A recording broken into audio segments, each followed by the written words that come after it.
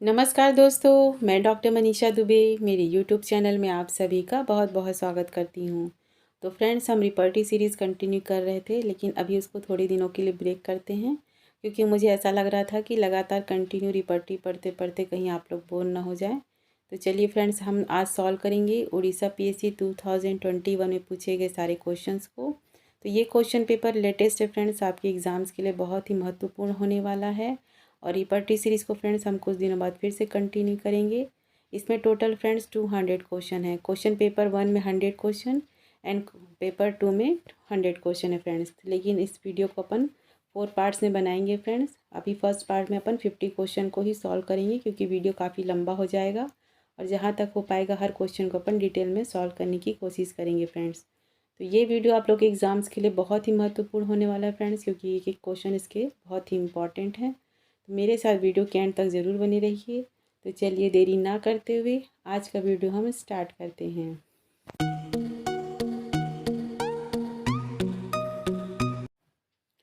चलिए, इसमें क्वेश्चन 1 है friends. Which of the following is the most characteristic of diabetic retinopathy? Arteriolar thickening, arteriovenous nipping, papilloedema and the micro aneurysm. The right answer is option D, micro aneurysm. Which of the following is the more characteristic of diabetic retinopathy?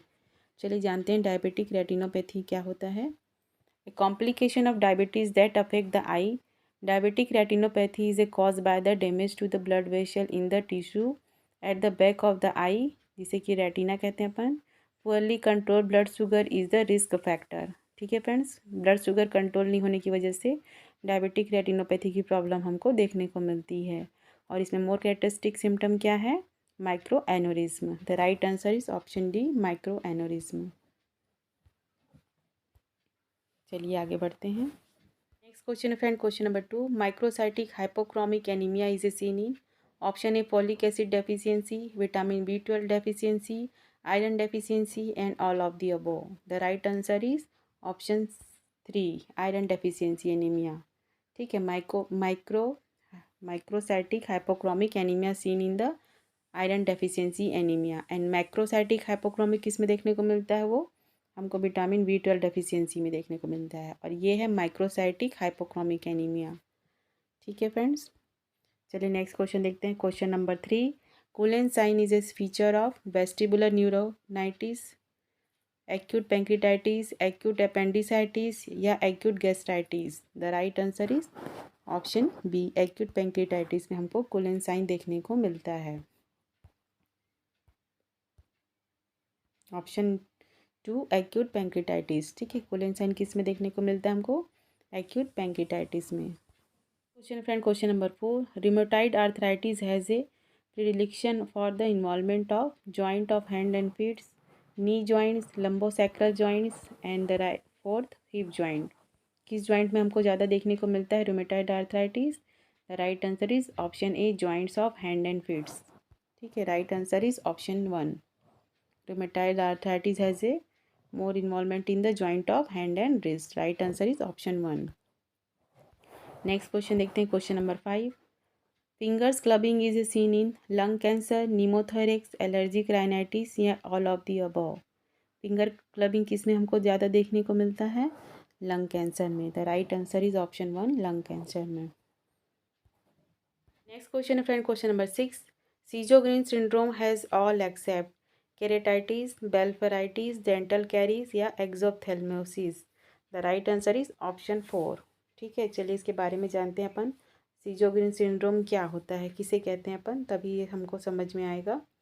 अगर आप चाहेंगे तो next video में मुझे comment करके बताइएगा कि मैं एक टॉपिक को क्या आप लोग को अच्छे से डिटेल में समझाऊँ। जैसे कि सीजोग्रीन सिंड्रोम है, इसके साइन एंड सिम्टम, ठीक है, किन कारणों की वजह से होता है, इसके आगे की कॉम्प्लिकेशंस क्या क्या देखने को मिलते हैं। तो प्लीज़ मुझे कमेंट बॉक्स में बताइएगा कि आगे की नेक्स्ट वीडियो में क्या मैं एक टॉपिक को आप लोग को डिटेल में समझाऊं। ठीक है फ्रेंड्स, समय कम होते हुए देखते हुए मैं वीडियो इस तरह से बना रही हूँ ताकि आप लोग को टॉपिक वाइज थोड़ा थोड़ा आप लोग को बता पाऊँ कि किसे कहते हैं ये सिंड्रोम। अगर आप कहेंगे तो मैं हर एक टॉपिक को अच्छे से डिटेल में बताऊँगी आगे की वीडियो में। तो प्लीज़ मुझे कमेंट बॉक्स में ज़रूर बताइएगा। चलिए अभी अपन थोड़ा सा जान लेते हैं सीजोग्रीन सिंड्रोम क्या होता है। An immune system disorder characterized by dry eye and dry mouth. ठीक है friends, with this disorder the body's immune system attack its own healthy cells that produces saliva and tears.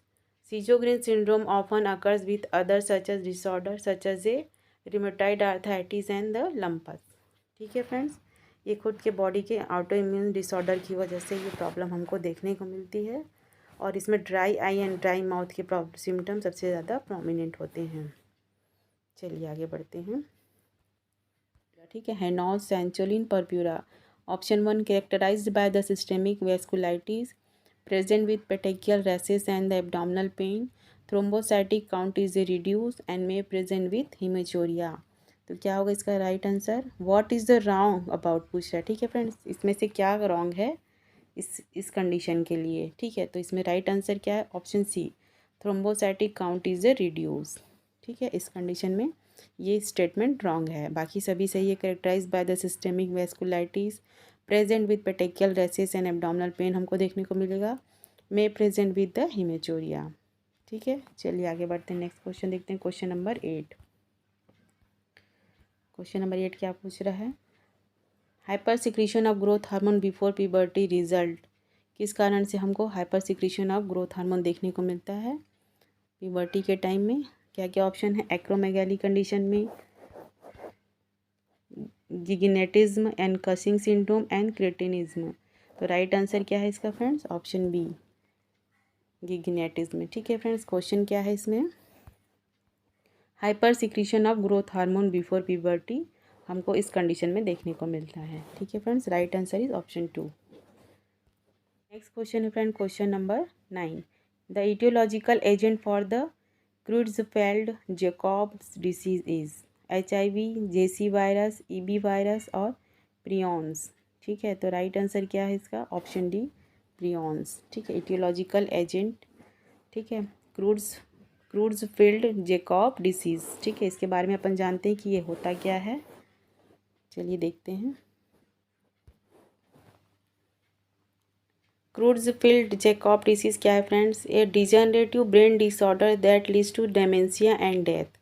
ठीक है, क्रुड्सफील्ड जैकॉब डिसीज़ में occur spontaneously in be inherited or be transmitted by contact with the infected tissue such as during a transplant or from the eating a contaminated meat। ठीक है friends, चलिए आगे बढ़ते हैं। Next question friend, question number 10। In the brain which cell are responsible for the formation and the maintenance of myelin sheath? Oligodendrocytes, microglial cell, Schwann cell and the ependymal cell. कौन सा cell इसमें responsible है formation of maintain of myelin sheath के लिए? तो इसका right answer क्या है friends? Option A, oligodendrocytes. Oligodendrocytes. ठीक है, right answer is option 1। Next question देखते हैं, question number 11। In EEG normal background activity with closed eye is alpha rhythm, beta rhythm, delta rhythm and theta rhythm. The right answer is option A, alpha rhythm. ठीक है friends, question क्या बोल रहा है? EEG normal background activity with closed eye is. ठीक है friends, next question देखते हैं, question number 12। The sign extra pyramidal system lesion are all except. क्या क्या है? Rigidity, flaccidity, paralysis and involuntary movement. The sign extra pyramidal system lesion all और except पूछा है फ्रेंड्स। ठीक है, क्वेश्चन पे ध्यान दीजिएगा, एक्सेप्ट पूछ रहा है, तो इसमें से कौन सा नहीं होगा? तो इसका राइट आंसर क्या है फ्रेंड्स? ऑप्शन सी, पैरालिसिस नहीं होगा। बाकी सारे सिम्टम हमको देखने को मिलेंगे, लेकिन पैरालिसिस नहीं होगा इसमें। ठीक है, रिजिडिटी देखने को मिलेगी, फ्लैसिडिटी एंड इनवॉलेंट्री मूवमेंट हमको देखने को मिलेगा एक्स्ट्रा पिरामिडल लीजन में। ठीक है, तो इस टॉपिक को भी आप लोग अच्छे से ध्यान दीजिएगा।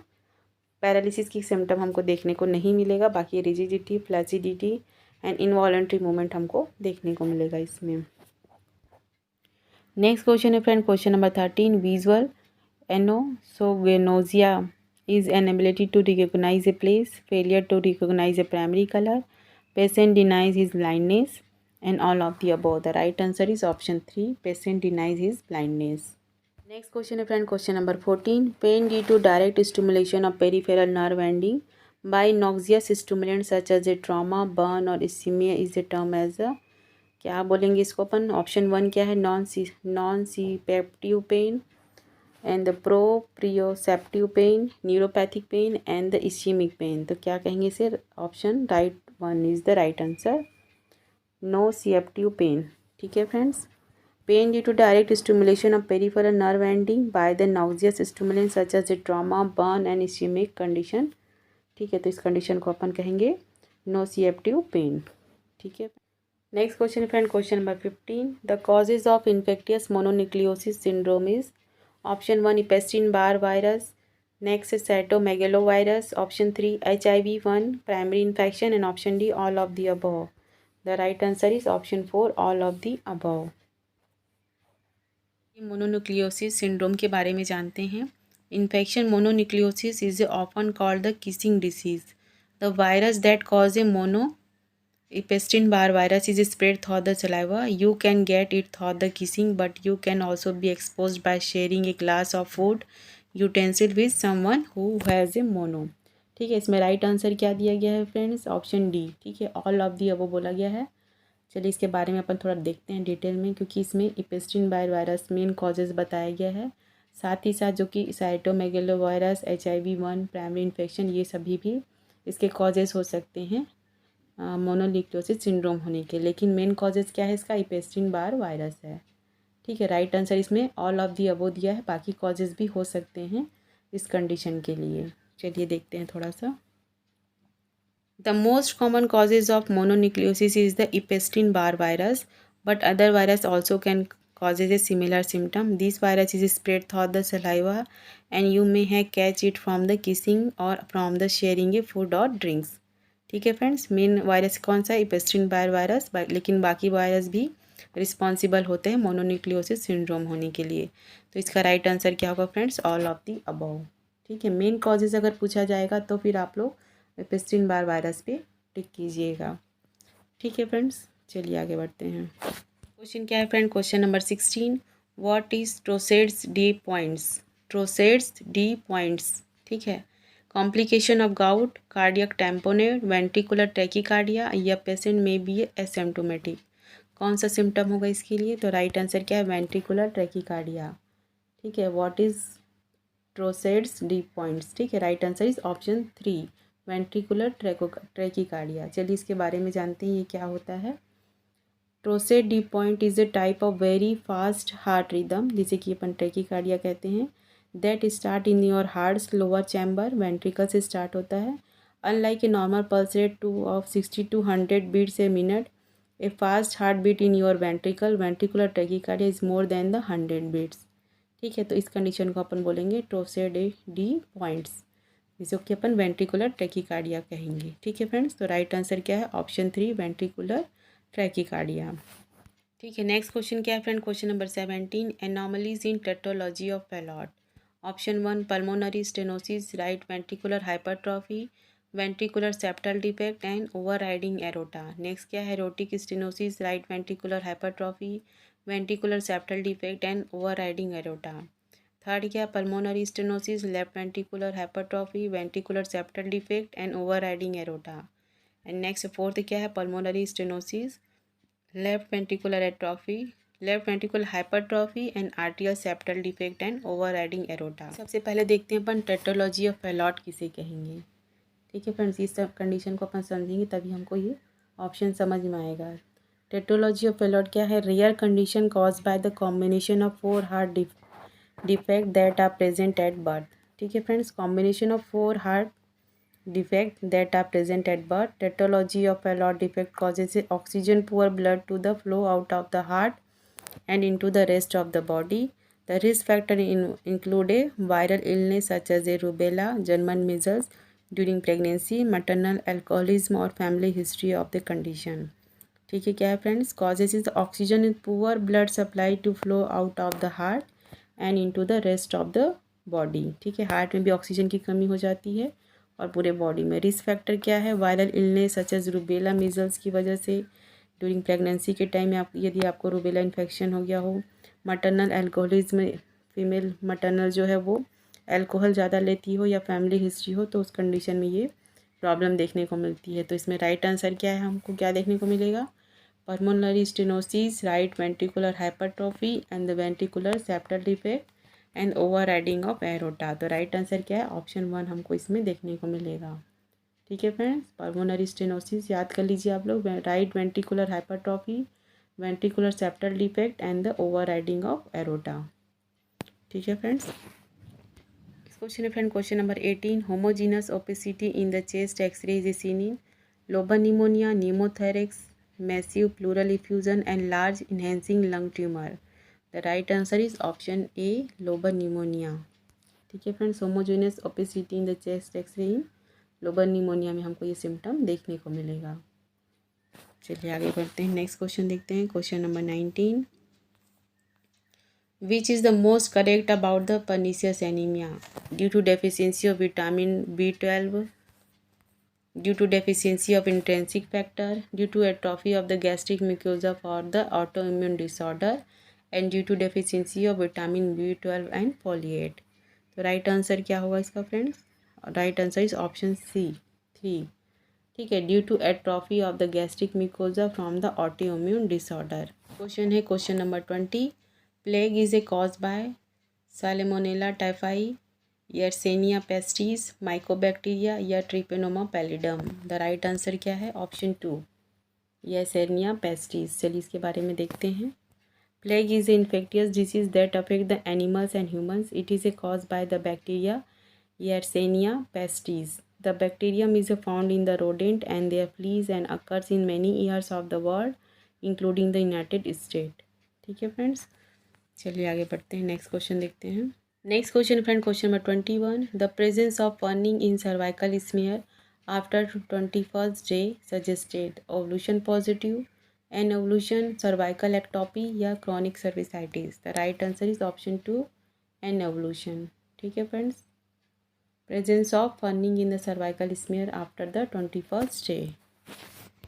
Next question है friend, question number 22, clitoris is it developed from urogenital sinus, genital fold, genital ridge या genital tubercle। तो राइट आंसर क्या है इसका? ऑप्शन 4, genital tubercle से। ठीक है, clitoris developed from the genital tubercle। चलिए साथ ही साथ बाकी भी अपन देख लेते हैं, आप लोग नोट डाउन कर लीजिएगा, मैं बताते जा रही हूँ। जैसे कि वजाइना है यूरोजेनाइटल साइनस से डेवलप होता है, यूट्रस होता है मुलेरियन डक्ट से, सर्विक्स होता है पैरोमेजोनेफ्रिक डक्ट से, फैलोपियन ट्यूब होता है मुलेरियन डक्ट से एंड द ओवरी होता है जेनाइटल रिज से। ठीक है फ्रेंड्स, एक बार फिर से रिपीट कर रही हूँ। वजाइना है यूरोजेनाइटल साइनस, यूट्रस है मुलेरियन डक्ट, सर्विक्स है पैरामेजोनेफ्रिक डक्ट से, फैलोपियन ट्यूब है मुलेरियन डक्ट से एंड द ओवरी है जेनाइटल रिज से एंड द क्लिटोरिस हमने देखा इसको जेनाइटल ट्यूबरकल से। तो आप लोग इसको अच्छे से नोट डाउन कर लीजिएगा, एग्जाम में इसमें से क्वेश्चन बनते हैं। ठीक है, वजाइना कहाँ से डेवलप होता है, सर्विक्स कहाँ से डेवलप होता है, फैलोपियन ट्यूब। ठीक है फ्रेंड्स, चलिए आगे बढ़ते हैं। Question friend, question number 23, एस्थेनो azoospermia means absence of spermatozoa, dead spermatozoa, reduced sperm motility या abnormal morphology of the spermatozoa। तो राइट आंसर क्या है इसका? Option 3, reduced sperm motility। ठीक है, इस कंडीशन को कहेंगे अपन reduced sperm motility कारण एस्थेनो एजोस्पर्मिया की प्रॉब्लम देखने को मिलती है। चलिए बाकी साथ में देख लेते हैं अपन। एजोस्पर्मिया किसे कहेंगे? absence of semen। ठीक है फ्रेंड्स, एजोस्पर्मिया मीन से absence of semen, oligo azoospermia mean से सीमेन लेस देन 20 मल्टीप्लाई बाय 10/6। ठीक है, मीन्स सीमेन की क्वांटिटी कम होना। एस्थेनो एस्पर्मिया हमने देख लिया, रिड्यूस स्पर्म मोटिलिटी। ठीक है, एस्पर्मिया क्या होता है? नो सीमेन एंड नेक्रोस्पर्मिया क्या है? डेड सीमेन। ठीक है, डेड स्पर्म। नेक्रोस्पर्मिया मीन से डेड स्पर्म एंड टेट्रोस्पर्मिया मीन से abnormal morphology of the sperm. ठीक है, समझ गए आप लोग। एजोस्पर्मिया क्या है? एब्सेंस ऑफ सीमन है। ठीक है, एजोस्पर्मिया। ठीक है फ्रेंड्स, एजोस्पर्मिया, इसका स्पेलिंग में लिख देती हूँ, एजोस्पर्मिया। ठीक है, इसका मतलब क्या है? एजोस्पर्मिया के एब्सेंस ऑफ सीमन है। ठीक है, उसी प्रकार क्या है? ऑलिगो का है सीमेन लेस देन क्वांटिटी में। ऑलिगो मीन्स आप लोग समझ गए होंगे, ऑलिगो मीन्स कम। ठीक है, ऑलिगोस्पर्मिया इसका मतलब है सीमेन लेस देन क्वांटिटी में। उसी तरह क्या है, एस्थेनोस्पर्मिया आपने देख लिया, रिड्यूस स्पर्म मोटिलिटी है। उसी तरह एस्पर्मिया मीन से नो सीमेन, एस्पर्मिया। ठीक है, आप लोग इसको भी नोट डाउन कर लीजिएगा। एस्पर्मिया मीन से नो स्पर्म। ठीक है फ्रेंड्स, नेक्स्ट देखते हैं अपन क्या है, नेक्रोस्पर्मिया क्या है। नेक्रोस्पर्मिया क्या है,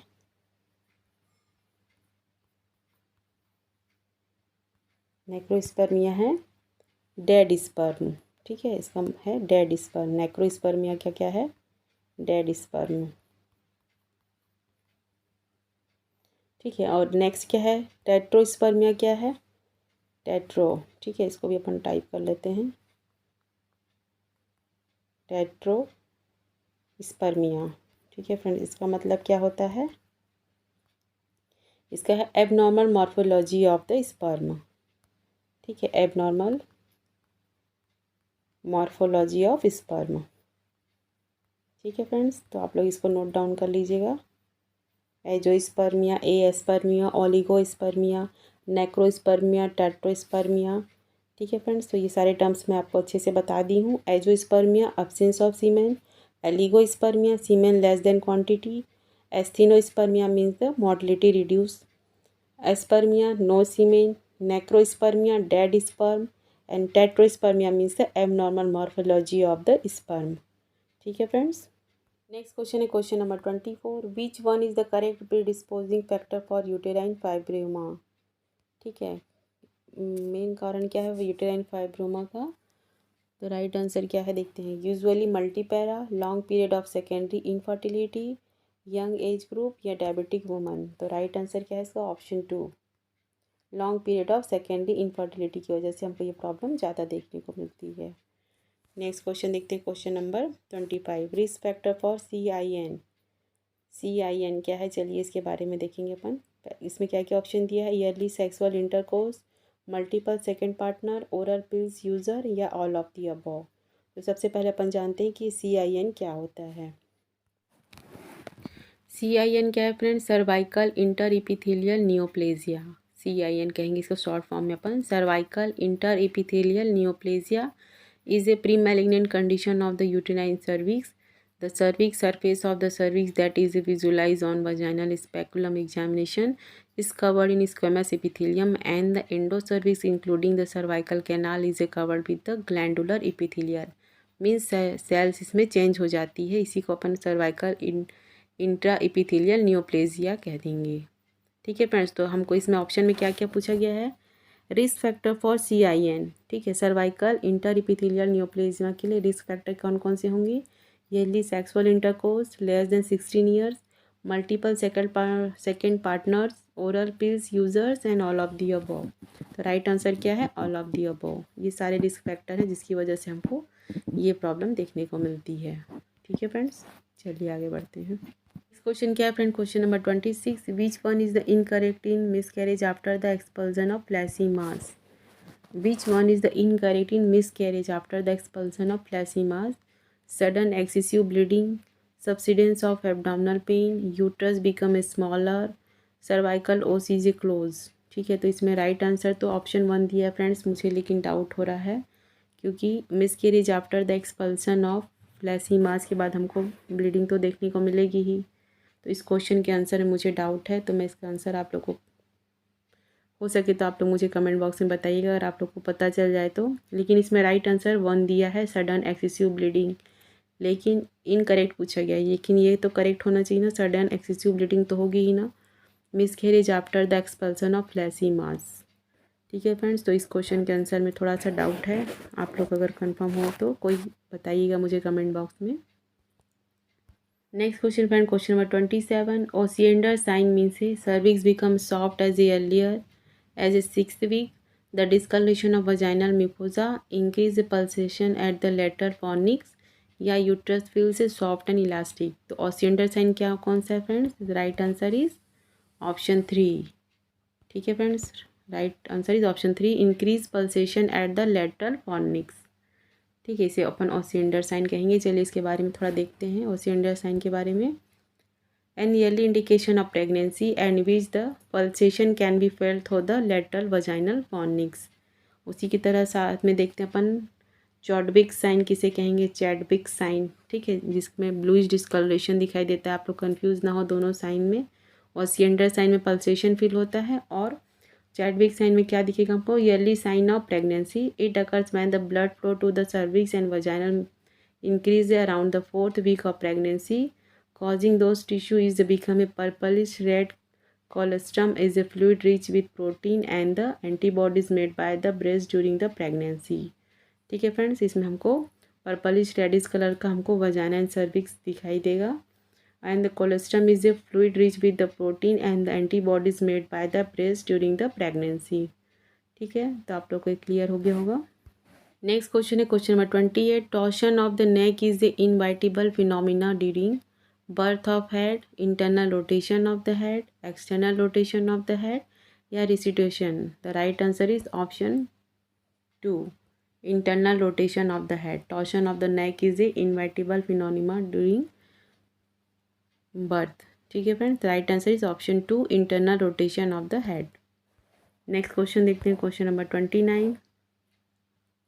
प्राइमरी पीपीएच मीन्स, ठीक है, पोस्टपार्टम हिमरेज। प्राइमरी पीपीएच किसे कहेंगे, पोस्टपार्टम हिमरेज का शॉर्ट फॉर्म है ये। तो अपन किस कंडीशन को कहेंगे, haemorrhage occur within 24 hour following the birth of baby, hemorrhage occurs without any organic pathology, hemorrhage occurs before the birth of baby, या hemorrhage occurs after the 24 hour following the birth of the baby। तो right answer क्या है, option 1, hemorrhage occur within 24 hour following the birth of baby। इसे अपन postpartum hemorrhage कहेंगे। ठीक है friends, hemorrhage occur within 24 hour following the birth of baby। Birth of baby के 24 our के अंदर अगर ब्लीडिंग हो रही हो तो उसे अपन पोस्टपार्टम हिमरेज कहेंगे। नेक्स्ट क्वेश्चन देखते हैं question number 30। The commonest causes of perinatal asphyxia is. Perinatal asphyxia के क्या कॉजेज हो सकते हैं, option 1, birth trauma of the neonate, diabetic mother, perinatal medication to the mother, and last plural placental insufficiency. The right answer is option D, placental insufficiency की वजह से हमको ये प्रॉब्लम देखने को मिलती है। क्या है, पेरीनेटल एस्फेक्सिया। ठीक है फ्रेंड्स, प्लेजेंटल इनसफिशिएंसी की वजह से ये प्रॉब्लम हमको देखने को मिलती है। Next question friend, question number 31। Characteristic feature of venous ulcer in legs, deep painful ulcer, superficial ulcer with pigmentation around, and penetrating ulcer with the visible bone, and the next है ulcer on the dorsum of the food.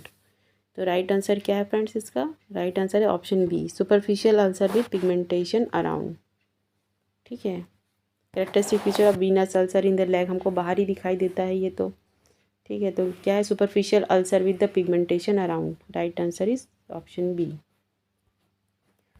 Next question देखते हैं question number 32। Characteristic feature of basal cell carcinoma is epithelial pearl, mitotic figures, orphan Annie nuclei, and the palisading islands. ठीक है, characteristic feature क्या देखने को मिलेगा हमको basal cell carcinoma में, right answer is palisading island. ठीक है, right answer is option D. Next question देखते हैं question number 33। Following is a true for the hydrotherapy in the burn except it can be done by immersion, shower can be used, it is a painless, and it is a rinse away dead skin and bacteria। ठीक है, hydrotherapy in the burns, the right answer क्या दिया है इसमें, option C, it is a painless hydrotherapy in the burns. ठीक है friends, question में क्या पूछ रहा था, हाइड्रोथेरेपी इन बर्न्स एक्सेप्ट पूछा है। ठीक है फ्रेंड्स, तो हाइड्रोथेरेपी बर्न्स क्या है, चलिए अपन इसके बारे में थोड़ा देख लेते हैं। Hydrotherapy which use a warm running water to the gently cleanses and the help the healing the process of burn injury. ठीक है फ्रेंड्स, जो बर्न इंजुरी है उसमें वार्म रनिंग वाटर डालते हैं जेंटली क्लीन करने के लिए। Promote the healing by the softening and the removing the dead tissue and enables newly healthy tissue form. ठीक है, additionally hydrotherapy can clean the surface of the wound and remove the debris. तो इस question में क्या पूछ रहा है, hydrotherapy इन Burns accept पूछा है। ठीक है, तो it can be done by immersion. ठीक है, डालते हैं, show can be use, shower can be use, एटिडिडीन्स await dead skin and bacteria. तो ये तीनों सही है, लेकिन इट इज़ ए पेनलेस नहीं होता, ये पेनफुल होता होगा, क्योंकि बर्न पेशेंट को अपन ये सारी प्रोसीजर करेंगे तो उसको पेन तो होगा ही होगा। ठीक है, तो ये ऑप्शन रॉन्ग है। पेनलेस बोल रहा है, इसको पेनलेस होगा ही, पेन होगा ही होगा। ठीक है friends, right answer option 3 except पूछा है ना फ्रेंड। तो क्वेश्चन पर आप लोग ध्यान दीजिएगा। नेक्स्ट क्वेश्चन है question number 34। Following are the true for the dental cyst except upper jaw is commonly involve, it is a large unilocular cyst, third is a cyst containing cholesterol cyst crystal and arise from the unerupted tooth। ठीक है, क्या पूछ रहा है question में, is it true for the dental cyst except पूछा है। ठीक है, इसमें से क्या एक्सेप्ट है, तो पहला क्या दिया, upper jaw is a commonly involve, ये इन्वॉल्व रहता है क्या अपर जॉ। ठीक है, नेक्स्ट क्या, it is a largely unilocular cyst है क्या, cyst containing cholesterol crystal and arise from the upper unerupted tooth. तो राइट आंसर क्या है, ये last one, arise from unerupted tooth की वजह से ये नहीं होता है, बाकी सारे रीज़न सही हैं। Cyst containing cholesterol crystal. ठीक है फ्रेंड्स, और क्या क्या रहते हैं इसमें, अपर jaw is a commonly involve रहता है and it is a large unilocular cyst है। तो चलिए थोड़ा सा अपन जान लेते हैं डेंटल सिस्ट के बारे में, ये क्या होता है। ये dentigerous cyst are the common type of odontogenic cyst, and odontogenic cyst is a fluid filled sac that develop in the jaw bone over a tooth and that hasn't erupted it. The cyst is in most cases affected the molar or canine and they are second in the prevalence after the periapical cyst। ठीक है, अपर jaw में mainly हमको देखने को मिलता है। ठीक है, it is a large unilocular cyst होता है, साथ ही साथ सिस्ट कंटेनिंग कोलेस्ट्रॉल क्रिस्टल होता है। ठीक है, जरूरी नहीं कि अराइज फ्रॉम अनरप्टेड टूथ की वजह से हो। चलिए इस डायग्राम में अपन देख लेते हैं। देखिए इसमें सिस्ट दिखाई दे रहा है हमको बोन के अंदर से, और इसमें हमको अपर जॉ में ये मेनली दिखाई दे रहा है सिस्ट का फॉर्मेशन। ठीक है फ्रेंड्स, तो डायग्राम में अपन देख सकते हैं इसको। नेक्स्ट क्वेश्चन है question number 35। The widely use first investigation of choice in lady of 25 year with lump in a breast, ultrasonography, CT scan, MRI and FNAC। ठीक है, यंग गर्ल लेडी है तो अपन उसको प्रिकॉशन के तौर पे उसका इन्वेस्टिगेशन करेंगे। हो सकती है वो मैरिड हो सकता है कि मैरिड ना हो। तो इसमें क्या है, अपन widely use first investigation for choice in lady in 25 breast lump अपन को जांच करना है, तो अपन क्या करेंगे, अल्ट्रासोनोग्राफी सबसे सेफ रहता है इस एज ग्रुप के लिए। ठीक है फ्रेंड्स, तो राइट आंसर क्या है, ultrasonography. CT scan, MRI, FNAC ये सब करने की ज़रूरत नहीं है अभी स्टार्टिंग में। ठीक है फ्रेंड्स, नेक्स्ट क्वेश्चन है question number 36। Which one of the following complication of gastrojejunostomy, gall stone, duodenal blow out, intussusception and the diarrhoea. The right answer is option 3 intussusception. ठीक है, कॉम्प्लिकेशन ऑफ गैस्ट्रोजियोजेनोस्टॉमी, इसमें क्या mainly क्या complication देखने को मिलेगा हमको, इंटरसेप्शन। ठीक है फ्रेंड्स, नेक्स्ट क्वेश्चन देखते हैं question number 37। Which of the following is not the causes for the gall stone formation, stent red, haemolytic anaemia, infection या गैस्ट्रोजियोजेनोस्टॉमी। ठीक है फ्रेंड्स, तो ये सारे रीज़न तो हो सकते हैं, लेकिन गैस्ट्रोजियोजेनोस्टॉमी की वजह से गॉल स्टोन की प्रॉब्लम देखने को कम मिलती है। ठीक है, तो राइट आंसर क्या होगा, gastrojejunostomy, which is not the causes for the gallstone formation। Next question है friend question number 38। Anal stenosis is a complication of stapler haemorrhoidopexy, open haemorrhoidotomy, too low application of the band and the cryosurgery. ठीक है, anal stenosis की complication क्या है, the right answer क्या है, option B open haemorrhoidotomy. Right answer is option 2। ठीक है, anal stenosis के कॉम्प्लिकेशन में ओपन हेमेरोडोक्टॉमी प्रॉब्लम देखने को मिलती है। Question friend question number 39। Staghorn calculi is the calcium oxalate stone, phosphate stone, uric acid stone या सिस्टीनेस कैल्कुलस। तो किस में हमको देखने को मिलेगा, ये हमको फॉस्फेट स्टोन में देखने को मिलेगा स्टेगहॉर्न कैल्कुलस। स्टेगहॉर्न कैल्कुलस के बारे में थोड़ा इन्फॉर्मेशन देखते हैं अपन। Staghorn calculus is a type of kidney stone. Calculus in these cases means a stone. The plural is a calculi or stone. A staghorn calculus is the name given to a branching kidney stone and may form if you have a repeated urinary tract infection. Next question friend, question number 40. The following is the diagnostic of surgical emphysema. The lung are emphysematous, always follow a surgery, palpable crepitus and infiltrate on the chest X-ray. ठीक है, diagnostic of surgical इम्फाइमा. तो right answer क्या है? Option C, palpable crepitus. ठीक है, right answer क्या है? Palpable crepitus, diagnostic of surgical emphysema. Next question क्या है friend? Question number 41. Toxic megacolon is a seen following except interstitial tuberculosis, ulcerative colitis, amoebic colitis and next is salmonella colitis. The right answer क्या है? Toxic megacolon is a seen in following condition. ठीक है, किसमें हमको दिखाई नहीं देगा? Accept पूछा है क्वेश्चन में फ्रेंड्स.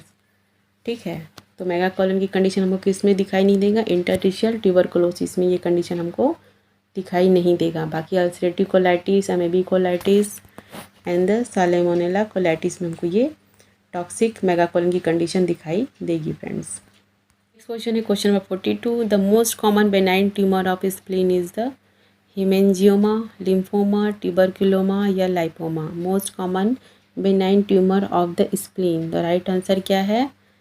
मेनली हमको क्या देखने को मिलता है बेनाइन ट्यूमर? हेमेंजियोमा. ठीक है, most common benign tumour of the spleen is the haemangioma. Next question है question number 43. Which of the following is the unilocular cyst? Adamantinoma, dentigerous cyst, epididymal cyst and the dental cyst. ठीक है, which of the following is the unilocular cyst? किसमें हमको देखने को मिलेगा?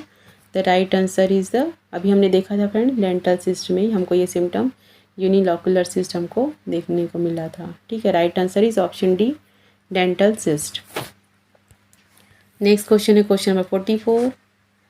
स्टेलेंडर flap is use to cover the central defect of lip, upper lip, central defect of lips, upper lip, lateral defect of more than 50% and lateral defect of defect up to 30%. ठीक है, तो right answer क्या है? Option D, lateral defect up to 30%. Right answer is option 4.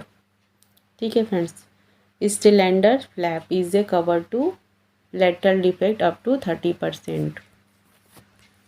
Next question है question number 45. Which one of the following swelling does not contain the cholesterol crystal?